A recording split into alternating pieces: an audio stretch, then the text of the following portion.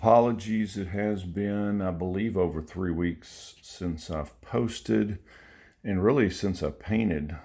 I had probably been over 3 weeks ago, my right shoulder started hurting, and I believe it was, as silly as it sounds, as much from me painting. I don't think in a 3 or 4 month span I had painted this much ever.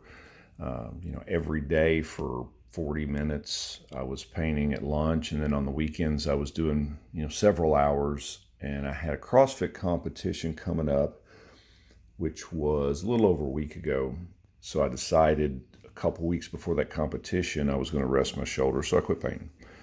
I got back into it this past weekend and knocked this one out. So here is the painting. I apologize, I don't remember how far, definitely don't remember how far I was when I last posted, but I did actually post a long video.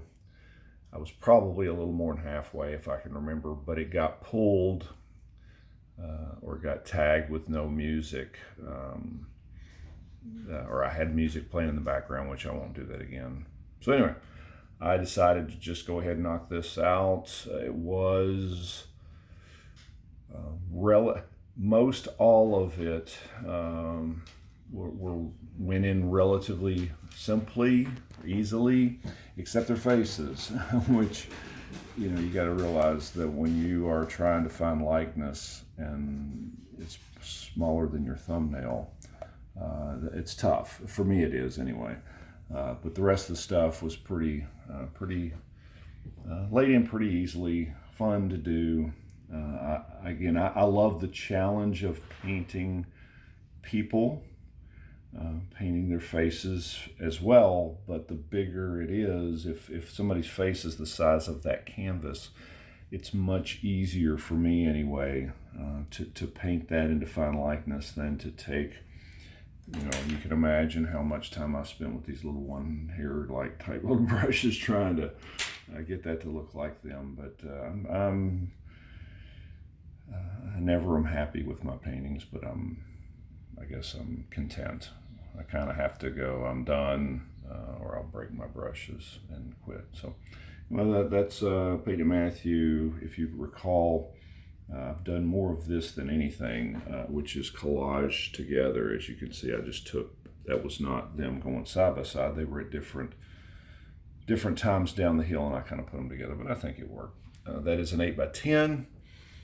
And I am going to, this is our over 200-year-old pre-1812 house, and this big, tall stairway, we've had nothing hanging in it now for, I guess, maybe 4 or 5 years we've lived here. So Amber, as I was putting these up here, Amber was like, hey, why don't you do a family tree? And I'm like, hey, why not? Let me go from my original idea of 6 or 8 or 10 paintings to a bazillion. So I think that was my 11th painting. I gave Peyton yesterday the one that I just finished of the Wyoming one. But I'm going to knock out some more 8x10s.